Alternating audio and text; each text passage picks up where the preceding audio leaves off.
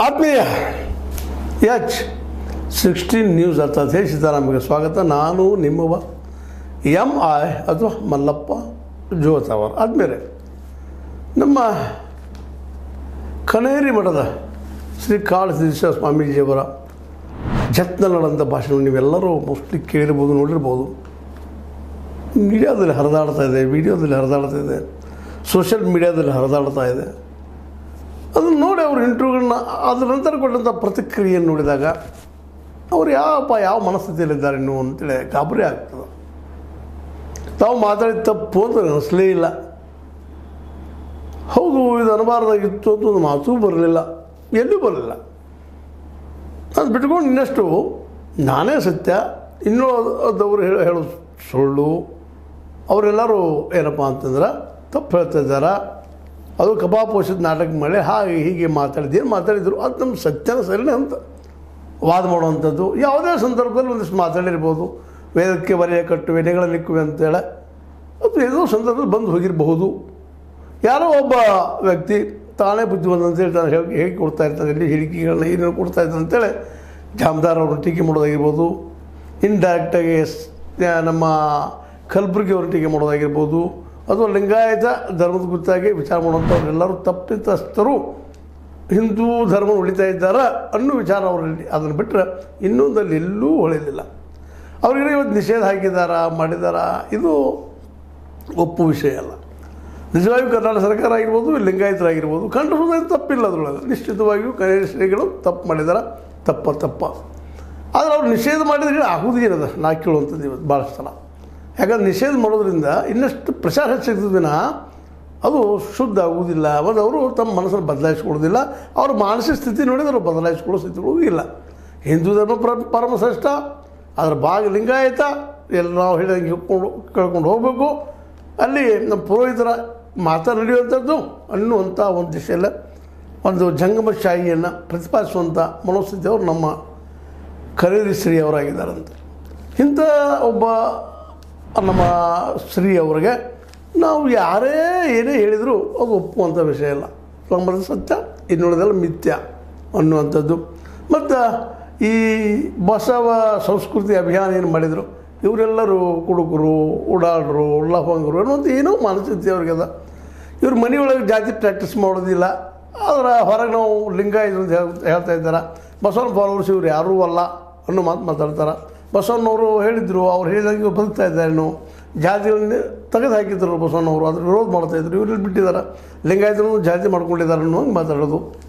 ಇದೆಲ್ಲನೂ ನೋಡಿದಾಗ ಹೌದು ಎಲ್ಲ ಧರ್ಮದಲ್ಲೂ ಇದ್ದಾವೆ.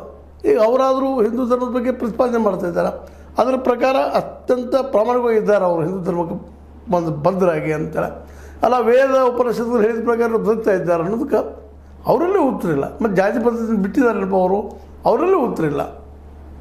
ಅಂದ್ರೆ ಒಟ್ಟಿನಲ್ಲೇ ಸಂಪ್ರದಾಯಗಳ ಮೇಲೆ ಬಂದಂಥ ಒಂದು ಅಭಿಪ್ರಾಯಗಳು ಹೇಳ್ತಾ ಹೋಗುವಂಥದ್ದು ನಮ್ಮ ಕನೇರಿ ಶ್ರೀ ಅವ್ರದ್ದು. ಆದರೆ ಈ ಸಂಪ್ರದಾಯಗಳ ವಿರೋಧವಾಗಿಯೇ ಬಸವಣ್ಣವರು ಪ್ರತಿಭಟನೆ ಮಾಡಿದ್ರು, ಹೋರಾಟ ಮಾಡಿದ್ರು. ಕೊನೆಗೆ ಅದಕ್ಕೆ ಬಲಿಯಾದರು ಅನ್ನೋದನ್ನು ಸಹಿತ ಇವ್ರು ಮರಿತಾ ಇದ್ದಾರೆ ಹೇಳೋದನ್ನು. ಏನಾಯಿತು ಅವನಂತೆ ಅವ್ರದ್ದು ಯಾವ ರೀತಿ ಆಯಿತು ಅನ್ನೋದ್ರ ಬಗ್ಗೆ ಮಾತಾಡಲಿಕ್ಕೆ ಹೋಗ್ತಾ ಇಲ್ಲ ಅದನ್ನು. ಯಾಕಂದರೆ ದೊಡ್ಡ ಕ್ರಾಂತಿ ಆಗಿದೆ ಇಲ್ಲಂತಲ್ಲ. ಹೌದು, ನಾವು ಫಾಲೋ ಮಾಡಿಲ್ಲ, ಒಪ್ಪು ನಾವು ಮಾತನ್ನು. ಇವತ್ತು ನಾವು ಏನು ಲಿಂಗಾಯತ ಕರ್ಕೊಳ್ತಾ ಇದ್ದೀವಿ, ನಮ್ಮನ್ನು ಇನ್ನೂ ಜಾತಿ ಬಿಟ್ಟಿಲ್ಲ.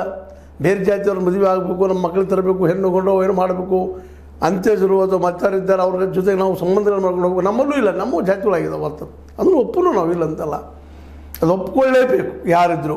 ಸ್ವತಂತ್ರವಾದ ಮೀಡಿಯಾಗೆ ಬೇಕಾಗಿರುವುದು ಸ್ವತಂತ್ರ ಧ್ವನಿ. ಆ ಸ್ವತಂತ್ರ ಧ್ವನಿ ಉಳಿಸಲು ನೀವು ಮಾಡಬೇಕಾದದ್ದು ಇಷ್ಟೇ. ಅದೇನಪ್ಪಾ ಅಂತಂತಂದ್ರೆ ನಿಮ್ಮ ಕೈಲಾದಷ್ಟು ಸಹಾಯ ಈ ಚಾನಲ್ಗೆ ಮಾಡಿ ಹಾಗೂ ನಿಮ್ಮ ಧ್ವನಿಯನ್ನು ಕಾಪಾಡಿಕೊಳ್ಳಿ. ಆದರೆ ನಿಜವಾಗಿಯೂ ಲಿಂಗಾಯತ ಧರ್ಮ ಬಸವಣ್ಣ ಸ್ಥಾಪನೆ ಮಾಡಿಲ್ಲ, ಎಲ್ಲೂ ಹೇಳಿಲ್ಲ. ಹಾಗಂತೇಳಿ ಹಿಂದೂ ಧರ್ಮ ಸ್ಥಾಪನೆ ಮಾಡಿದಂತ ಯಾರೂ ಹೇಳಿಲ್ಲ. ಅದು ಜೀವನ ಪಥ, ಜೀವನದ ರೂಢಿ.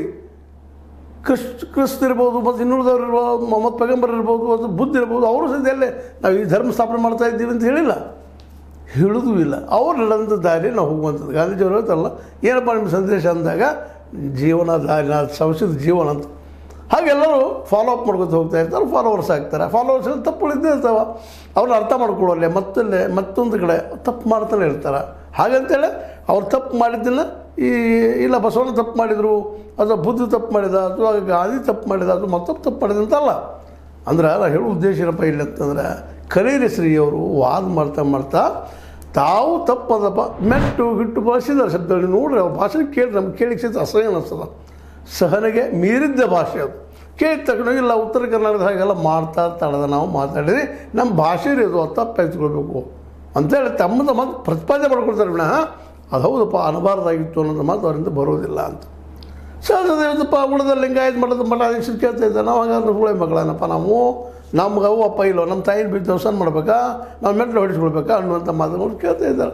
ಸರಿ ಅದು ಅವರಲ್ಲಿ ಪ್ರಾಮಾಣಿಕ ಸಾಕಷ್ಟು ಇದ್ದಾರೆ. ಲಿಂಗಾಯತ ಸ್ವಾಮೀಜಿಗಳೆಲ್ಲ ಅವರು ಪೂಜೆ ಪುರಸ್ಕಾರ ಮಾಡ್ತಾಯಿದ್ದಾರೆ. ಎಲ್ಲೋ ಒಬ್ಬರು ಮಾಂಸದಿಂದ ಮತ್ತೇನು ಮಾಡಿದ್ರು ಎಲ್ಲರೂ ಇಡೀ ಲಿಂಗಾಯತ ಸ್ವಾಮಿಗಳ ಮಠಾಧೀಶರ ಕೆಟ್ಟವರ ಇಲ್ಲಂತಲ್ಲ, ಎಲ್ಲ ಕಡೆ ಇದ್ದಾರೆ ಅವರು, ಎಲ್ಲ ಕಡೆ ಇದ್ದಾರೆ. ಎಲ್ಲ ಯಾವುದೇ ಧರ್ಮದಲ್ಲಿರಲಿ ಅವರು ಇದ್ದಾರೆ.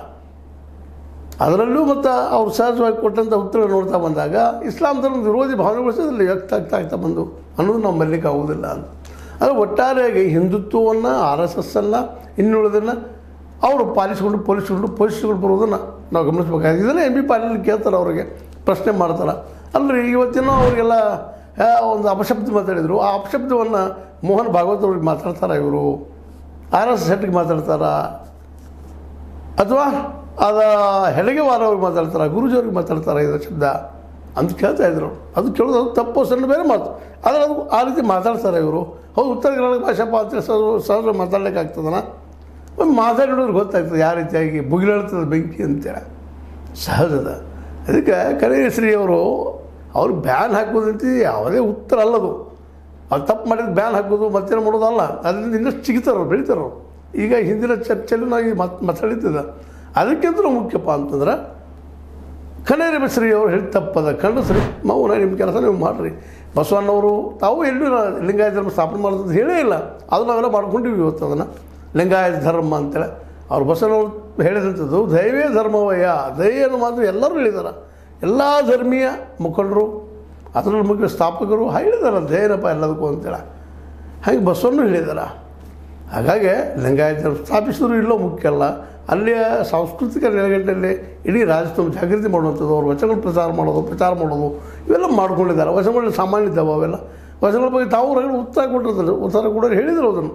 ಅಂಥ ವಚನಗಳು ನಮ್ಮ ದೈವ ಅಂತ ಹೇಳ್ತಾರೆ, ನಮ್ಮಪ್ಪ ಅದು ನಮಗೆ ವೇದ ಅಂತ ಹೇಳ್ತಾರೆ. ಏನು ತಪ್ಪದು? ಆ ನಿಮ್ಮ ವೇದನ ಒಪ್ಪಬೇಕಂತ ಹೇಳಿದ, ಆ ಉಪನ್ಯಾಸಗಳನ್ನು ಒಪ್ಪಬೇಕಂತ ಹೇಳಿದ, ಆ ರಾಮಾಯಣ ಒಪ್ಪಬೇಕಂತದ, ಆ ಒಂದು ಮಹಾಭಾರತ ಒಪ್ಪಬೇಕಂತ ಹೇಳಿದ. ಇಲ್ಲದ ಅವರು ನಂಬಿಕೊಂಡಿದ್ದಾರೆ, ಅವ್ರ ನಂಬಿಕೆ ಅದು, ಅವ್ರವ್ರ ನಂಬಿಕೆ. ಹಾಗಂತೇಳಿ ಇನ್ನೊಂದು ಧರ್ಮದ ನಂಬಿಕೆಯನ್ನು ಟೀಕೆ ಮಾಡ್ಬೇಕಂತಿಲ್ಲ. ರಾಮಚಂದ್ರನ ಟೀಕೆ ಮಾಡೋದು ಅಥವಾ ಮಹಾಭಾರತದ ಕೌರವ ಪಾಂಡವರನ್ನು ಟೀಕೆ ಮಾಡೋದು ಅಥವಾ ಅಲ್ಲಿ ದೈವಗಳನ್ನ ಟೀಕೆ ಮಾಡೋದು ಅಲ್ಲ. ಅವ್ರ ನಂಬಿಕೆಪ್ಪ ಪೂಜಿಸ್ರಿ ರಚಿಸ್ರಿ, ನಮ್ಮ ದೇವತೆಗಳನ್ನ ಅವ್ರು ಟೀಕೆ ಮಾಡೋದು, ಅವ್ರನ್ನ ನಾವು ಟೀಕೆ ಮಾಡೋದಾಗಲಿ ಎರಡು ಅಬದ್ಧ ಅಲ್ಲ, ತಪ್ಪ. ಈ ನೆಲೆಗಟ್ಟಿನಲ್ಲೇ ಈ ಎಲ್ಲ ದೃಷ್ಟಿಕೋನದಲ್ಲೇ ನಾವಿವತ್ತು ನಮ್ಮ ಕನೇರಿ ಶ್ರೀಯವರ ಮಾತುಗಳನ್ನು ಖಂಡಿಸು. ಅದು ನಿಷೇಧ ಬೇಕಾಗಿಲ್ಲ, ಬೇಡ. ಯಾಕೆಂದರೆ ಮತ್ತೊಮ್ಮೆ ಹೇಳುತ್ತದೆ ನಿಷೇಧದಿಂದ ಅದು ಏನೂ ಪರಿಣಾಮ ಆಗೋದಿಲ್ಲ. ಇನ್ನಷ್ಟು ಅವ್ರ ಬಗ್ಗೆ ಸಾಫ್ಟ್ ಕಾರ್ನರ್ ಬರ್ತದೆ. ನಾವು ಅವ್ರು ಮಾಡಿದ ತಪ್ಪು ಮಾತಾಡಿದಂಥ ಒಂದು ಅಪರಾಧಿಯ ಭಾಷೆನ ಬಳಸಿದಂಥದ್ದು ಮುಚ್ಚಿ ಹೋಗಿಬಿಡ್ತದೆ. ಅದಕ್ಕಿಂತ ಅವ್ರು ಏನು ಮಾತಾಡಿದ್ರು ಅದನ್ನು ಹೊಳ್ಳಿ ತೋರಿಸಿದ್ರೆ ಸಾಕು ಜನಕ್ಕೆ. ಇವ್ರು ಹಿಂಗೆ ಮಾತಾಡಿದ್ರಪ್ಪ, ನಮ್ಮ ನಾಲಿಗೆ ನಮ್ಮ ಸಂಸ್ಕೃತಿನ ತೋರಿಸ್ತದೆ ಅನ್ನೋದ್ರಲ್ಲಿ ಎರಡು ಮಾತಿಲ್ಲ. ಆ ದಿಶೆಯಲ್ಲೇ ಅವ್ರ ಸಂಸ್ಕೃತಿ, ಅವ್ರ ನಾಗರಿಕತೆ ಎಲ್ಲನೂ ತೋರಿಸ್ತದೆ ಅವ್ರ ಭಾಷೆ, ಅವತ್ತು ಮಾತಾಡಿದಂಥ ಭಾಷೆ. ಅವಳು ಈಗಾಗಲೇ ಈ ಒಂದು ನಮ್ಮ ಸೋಷಿಯಲ್ ಮೀಡಿಯಾದಲ್ಲಿ ಹರಿದಾಡ್ತಾ ಇದೆ. ಅದನ್ನು ಮತ್ತಷ್ಟು ರೀಯಾಗಿ ರಿಲೇ ಮಾಡಲಿ, ಬಿಡುಗಡೆ ಮಾಡಲಿ, ಹೋಗ್ರಿ, ಗೊತ್ತಾಗಲಿ ಕರೇರಿ ಶ್ರೀ ಅವರು ಎಷ್ಟು ಮಟ್ಟಿಗೆ ಆ ಪದಗಳನ್ನು ಬಳಸಿದ್ದಾರೆ. ತಪ್ಪು ಹೌದು ಅಲ್ಲೋ ಅವರು ಸ್ವತಃ ವಿಚಾರ ಮಾಡಲಿ, ನಾವು ಹೇಳಿದ್ರೆ ಏನೂ ಅರ್ತಿಲ್ಲ ಅಂತ ಹೇಳ್ತಾ. ಅದೇ ಕಾಲಕ್ಕೆ ಲಿಂಗಾಯತ ಧರ್ಮ ಪಾಲು ಅವ್ರು ಮಾಡಿದ್ರೆ ಮಾಡಲಿ, ಎಲ್ಲರೂ ಸ್ವತಂತ್ರದ ಅವ್ರ ಧರ್ಮ ಪಾಲನೆ ಮಾಡೋದಕ್ಕೆ. ಹಿಂದೂಗಳು ನೀವು ಮಾಡಿರಿ, ಮುಸ್ಲಿಮ್ ನೀವು ಮಾಡಿರಿ, ನಿಮ್ಮ ಧರ್ಮ ನೀವು ಪಾಲನೆ ಮಾಡಿರಿ. ಅದೇ ಕಾಲಕ್ಕೆ ಇನ್ನೊಬ್ಬ ಧರ್ಮೀಯರ ಬಗ್ಗೆ ಸಣ್ಣದಾಗೆ ಕೆಟ್ಟದಾಗಿ ಅದು ಅವಾಚ್ಯ ಶಬ್ದಗಳನ್ನು ಬಳಸೋದು ನಿಲ್ಲಿಸಲೇಬೇಕಂತದ್ದು ಅನಿವಾರ್ಯತೆ ಅದ. ಯಾಕಂದ್ರೆ ಅಂದಾಗ ನಾವು ಸೌಹಾರ್ದವಾಗಿ ಉಳಿಲಿಕ್ಕೆ ಸಾಧ್ಯ ಇಲ್ಲ. ಅದು ಘರ್ಷಣೆ ಸ್ಟಾರ್ಟ್ ಆಗ್ತದೆ, ತಿಕ್ಕಾಡು ಸ್ಟಾರ್ಟ್ ಆಗ್ತದೆ, ಹೆಸರು ಗೆಲ್ಲಲಿಕ್ಕೆ ಸಾಧ್ಯ ಆಗ್ತದೆ. ಅದಕ್ಕಾಗಿ ಇವತ್ತು ನಾವು ಕನೇರಿ ಶ್ರೀಯವರ ಆ ವಿಡಿಯೋ ಅವ್ರೇನು ಬಳಸಿದ್ದಾರೆ ಜತ್ನಲ್ಲೇ ಬೀಳೂರು ಹಳ್ಳಿಯಲ್ಲಿ ಮಾಡಿದ ಭಾಷಣದ ಒಂದು ಏನದ ಈಗ ಹರಿದಾಡ್ತಾ ಇದೆ ಮಾತುಗಳು, ಅವುಗಳು ಇನ್ನೊಮ್ಮೆ ಮತ್ತು ನೋಡಿ ಕನೇರಿ ಶ್ರೀ ಅವರು ಸರಿ ಇದ್ದಾರಾ ಅದು ನೀವು ಪ್ರಶ್ನೆ ಮಾಡ್ಕೊಳ್ಳಿ ಅಂತ ಹೇಳ್ತಾ, ಇದು ನಿಮಗೆ ಲೈಕ್ ಆಗ್ಬೋದು. ಲೈಕ್ ಮಾಡಿ, ಶೇರ್ ಮಾಡಿ, ಕಮೆಂಟ್ ಮಾಡಿ, ಜೊತೆ ಸಬ್ಸ್ಕ್ರೈಬ್ ಆಗ್ಬೋದು. ನಿಲ್ಲಿಸಬೇಡ್ರಿ. 860 ನೀವು ಸತ್ಯದ ಕೈಗಳಲ್ಲಿ ವಂದನೆಗಳು.